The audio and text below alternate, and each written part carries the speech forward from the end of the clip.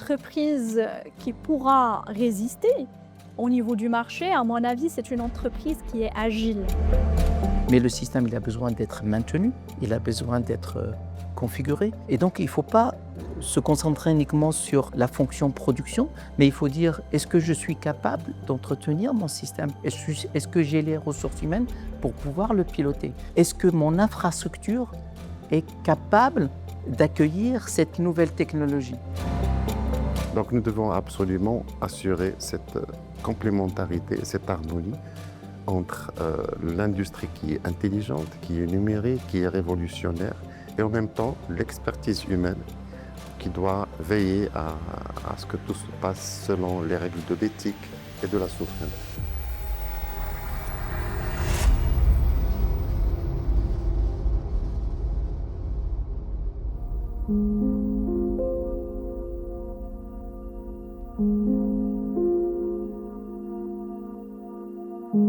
C'est vrai que quand on commence un projet, donc il y a 10 niveaux de projet, de TRL 1 jusqu'à TRL 7. Un projet qui commence à l'échelle laboratoire, donc quand il donne des résultats probants à l'échelle laboratoire, on doit passer à l'échelle pilote pour vraiment prouver qu'il peut être industrialisable. Il y a pas mal de projets sur lesquels on travaille aujourd'hui qui atteignent donc ce niveau de pilote. Ils sont en cours de validation à l'échelle pilote avant d'être industrialisés à grande échelle. Cette étape pilote, elle est primordiale, non pas seulement pour prouver est-ce que le procédé marche, mais est-ce qu'il est viable économiquement. L'université, le Maroc, lance beaucoup d'appels à projets, enfin un certain nombre d'appels de projets. Dans ces appels de projets, je pense que nous essayons d'avoir un équilibre entre des projets avec des TRL très bas, des nouvelles idées, des concepts qui n'ont pas encore montré leur efficacité, mais qui ont besoin d'être soutenus pour montrer la preuve du concept, pour sortir un prototype.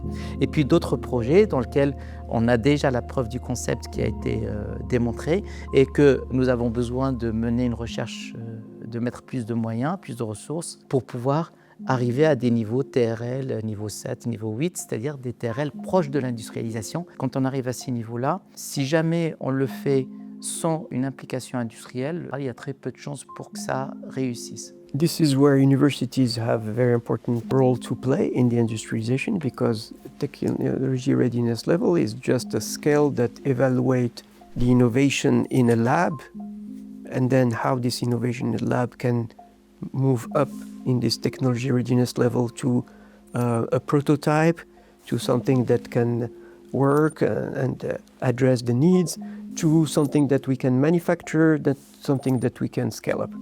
So from 1 to 10.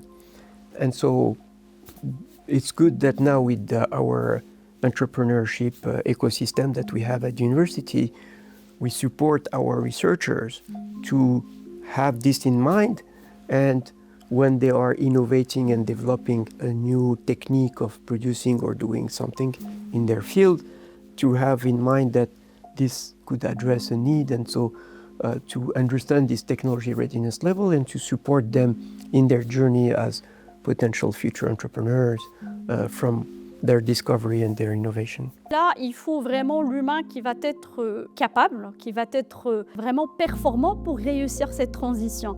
Alors, ceci va nous mener à aussi s'interconnecter avec l'université.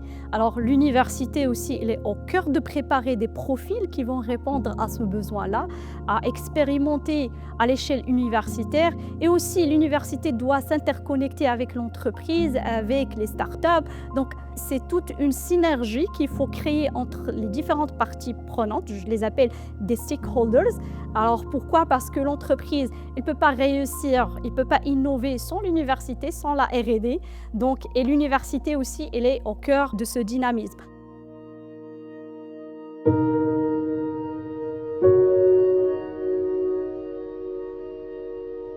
We have to understand that technology is more than just hard things or soft things. It's also the way we as people and as organizations function. An organization, you can see, also has a specific form of technology. And so you can have organizations which are very hierarchical, and you can have organizations which are more network built. Now, as science advances, then you get into the situation where you can exploit more and more things about the data, including things that were not necessarily anticipated or possible to anticipate at the time, and therefore for which the individual did not provide an informed consent.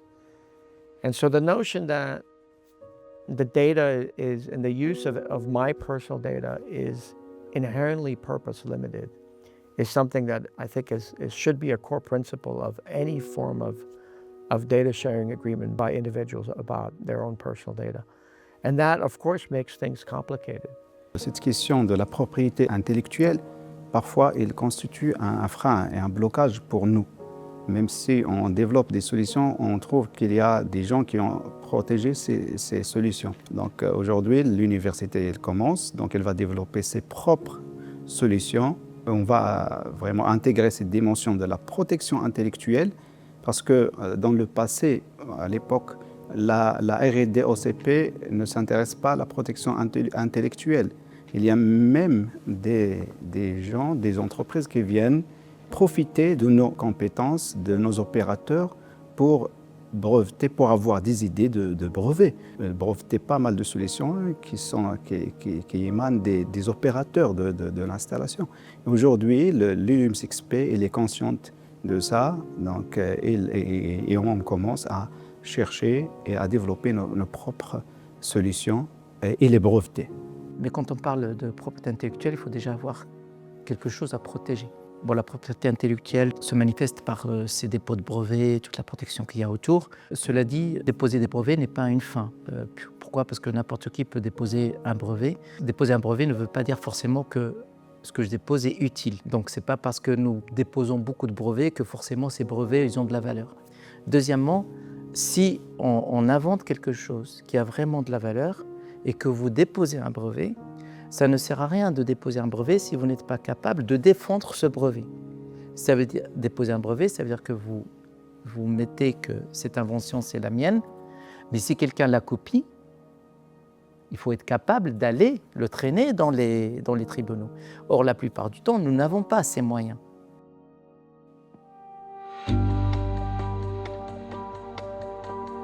C'est tellement important que ça ne doit pas être sous forme d'un complément, parce que malheureusement, la plupart du temps, on dit voilà, on va importer du savoir-faire, de l'industrie, on va produire, et pourquoi pas inventer de temps en temps, c'est-à-dire c'est considéré comme un luxe, comme un supplément, alors que non, ça doit être une composante essentielle. Je crois que les entreprises marocaines aussi devraient faire un peu plus d'efforts dans ce sens. Les départements R&D, recherche et développement doivent travailler et faire l'essentiel et considérer que cette composante, elle est fondamentale pour le développement de l'entreprise. Donc la partie innovation, recherche et développement, elle est incitative. Il y a certaines procédures qui sont des fois un peu longues, qui sont des fois désencourageantes. Donc passer vers l'OMPIC, faire l'enregistrement, breveter le produit et surtout, il faut payer chaque année. Donc chaque année, payer pour garder les droits sur le produit.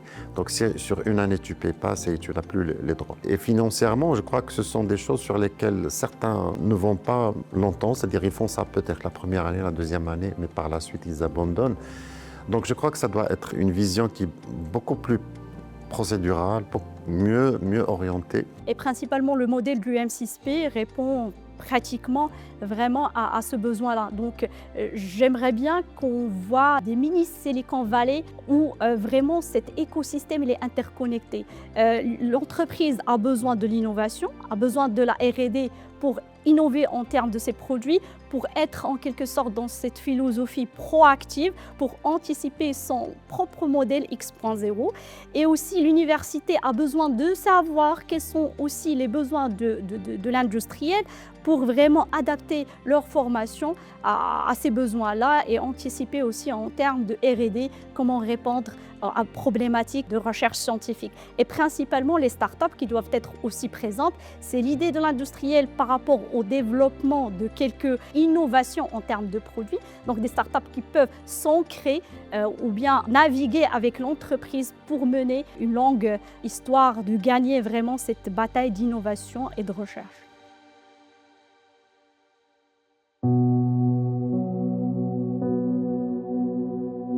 With my experience in the US, all big universities that have strong engineering programs in the US have a Department of Engineering Education within the engineering school. So because we don't have a College of Engineering today or a School of Engineering that integrate all the different departments of engineering that we have, I suggested to create a Center for Engineering Education within the Institute of Education Science. Et donc là, c'est la notion de métier, c'est-à-dire acquérir un métier. Et donc c'est un savoir-faire qui est technique, c'est-à-dire qu'il doit produire de la valeur. On doit produire, on doit créer, on doit fabriquer. Et ça doit être justement une composante qui doit être évaluée à tous les niveaux.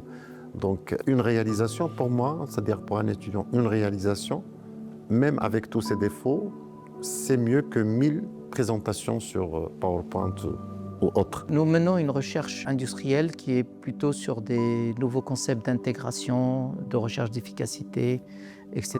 Et là-dessus, des labos comme ceux-là, qui sont des labos pédagogiques, qui servent à la formation, mais dans lesquels on va trouver des composants industriels qui peuvent aussi servir à montrer de nouvelles manières de les utiliser pour justement rechercher de l'efficacité. Et donc du coup, ce laboratoire, en fait, comme tout outil qu'on déploie au niveau de l'université, il joue ces trois rôles. Il joue le rôle de pédagogique, c'est-à-dire qu'il serve à la formation. Il joue le rôle pour la recherche, c'est-à-dire que pour une recherche très appliquée, les composants servent pour de nouvelles manières d'utiliser ces mêmes composants.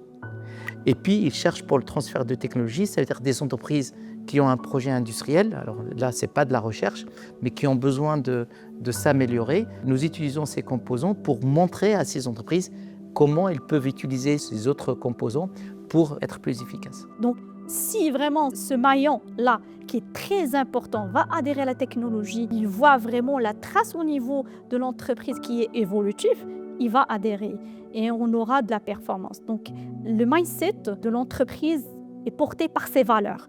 Donc, chaque entreprise, notamment les PME, ils doivent faire très bien attention sur ce volet-là et aussi les multinationales, sur comment que l'ensemble adhère à cette transition. L'ensemble soit partie prenante, l'ensemble soit collaborative et soit dans cette transition collaborative. Les équipes, les ingénieurs, le fournisseur et le client au maillon et au centre de l'usine.